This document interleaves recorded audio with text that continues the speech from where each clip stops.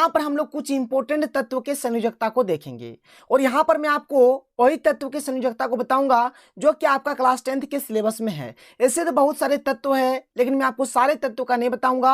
आपका जितना काम का है केवल और केवल मैं आपको उतना ही बताऊंगा। यहाँ पर मैं आपको कुछ इंपॉर्टेंट तत्व की संयोजकता बताऊंगा और साथ ही साथ यहाँ पर मैं आपको ऐसे भी तत्व दिखाऊंगा जिसका एक से अधिक संयोजकता होता है, और अगर एक से अधिक संयोजकता होता है तब क्या होता है, इस चीज को भी यहाँ पर मैं आपको बताने वाला हूँ। तो चलिए देख लेते हैं कि हमारे पास क्या क्या इंपॉर्टेंट तत्व है, यानी कि क्या क्या महत्वपूर्ण तत्व है। तो आप देख सकते हैं यहाँ पर ये जो है ना, ये हमारे महत्वपूर्ण तत्व है और ये सब क्वेश्चन पूछे जाते हैं, ये आपके सिलेबस में है। जब आप पढ़ेंगे ना चैप्टर को तब आपको समझ में आएगा कि नहीं, हमने बहुत ही अच्छी चीज को पढ़ा है, हमने बहुत ही अच्छी चीज को सीखा है। तो चलिए देख लेते हैं। एक साइड में देखिए आपका लिखा हुआ है तत्व का नाम, एक साइड में आपका लिखा हुआ है संकेत और एक साइड में आपका लिखा हुआ है संयोजकता। देखिए आपको यहाँ पर याद कर लेना है। ऐसे मैंने आपको पिछले वीडियो में संयोजकता का कंप्लीट कंसेप्ट बता दिया था कि संयोजकता आप किस प्रकार से निकालेंगे, बहुत ही सिंपल तरीके से ट्रिकी कंसेप्ट से बताया था। अगर आपने अभी तक हमारा पिछला वीडियो नहीं देखा तो सबसे पहले आप हमारे पिछले वीडियो को देख लीजिए। तो चलिए देख लेते हैं यहाँ पर कौन कौन से तत्व है। जैसे कि पहला तत्व क्या है, बेरियम। बेरियम है, देखिए बेरियम को हम लोग किससे मतलब डिनोट करते हैं, तो बी ए से, और इसका संयोजकता होता है 2। जिंक, जिंक को हम लोग जस्ता भी बोलते हैं और इसका संकेत होता है Zn और इसका संयोजकता होता है 2। सीसा, सीसा को हम लोग लेड बोलते हैं, इसका संकेत होता है Pb और इसका संयोजकता होता है 2। सिल्वर, सिल्वर को हम लोग चांदी भी बोलते हैं, इसका संकेत होता है Ag और इसका संयोजकता होता है 1। आयरन, आयरन यानी क्या, लोहा, लोहा का संकेत होता है Fe और इसका संयोजकता होता है 2।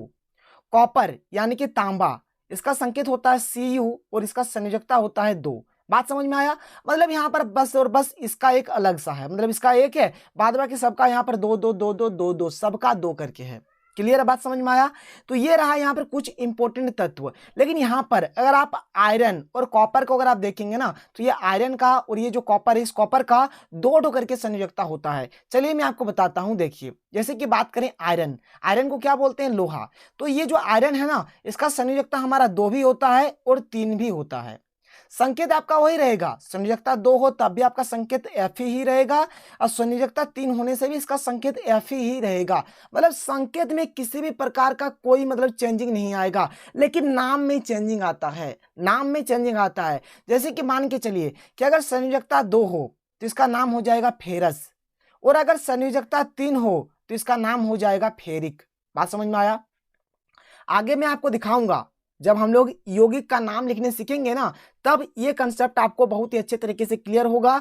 और हमारा देखिए अगला लेक्चर आएगा मूलक का, उसके बाद हम लोग यौगिक बनाना ही सीखेंगे, किस प्रकार से यौगिक बनाएंगे, किस प्रकार से किसी भी यौगिक के सूत्र को लिखेंगे, तो मैं बता दूंगा बहुत ही जल्द। लेकिन यहाँ पर आप समझ लीजिए। फिर हमारा क्या है, कॉपर, जिसको हम लोग क्या बोलते हैं, तांबा बोलते हैं।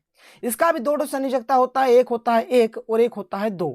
अब देखिए यहाँ पर संकेत में कोई चेंजिंग नहीं। जैसे कॉपर का क्या होता है, Cu होता है, तो संयोजकता 1 होने से भी Cu रहेगा और संयोजकता 2 होने से भी क्या रहेगा, Cu ही रहेगा। लेकिन अगर संयोजकता 1 होता है तो इसका नाम हो जाएगा क्यूप्रस, और अगर संयोजकता 2 होता है तो इसका नाम हो जाएगा क्यूप्रिक। समझ में आया। तो ये बहुत ही इंपॉर्टेंट था, बहुत ही इंपॉर्टेंट था। ऐसे तो और बहुत सारे होते हैं, लेकिन यहाँ पर जो काम का है मैं आपको केवल केवल वही बता रहा हूँ। और एक चीज आप जान लीजिए, जैसे देखिए ये जो आयरन आप देख पा रहे हैं, मान के चलिए कहीं पर अगर आपका 2 लिखा हुआ है, ठीक है, कहीं पर 2 लिखा हुआ है, तो आप इसे आयरन भी बोल सकते हैं, इसे आप सिंपल सा आयरन भी बोल सकते हैं, कोई दिक्कत नहीं है। अगर मान के चलिए Cu में संयोजकता 2 है तो इसको आप कॉपर भी बोल सकते हैं, इसको आप क्या बोल सकते हैं, कॉपर भी बोल सकते हैं। या फिर आप देख लीजिए यहाँ पर, जैसे यहाँ पर 2 है, 2 होने से हम इसको फेरस भी बोलते हैं, 2 होने से इसको हम लोग क्या बोलते हैं, क्यूप्रिक बोलते हैं। तो आप क्यूप्रिक बोलिए या फिर कॉपर बोलिए, बात एक ही है।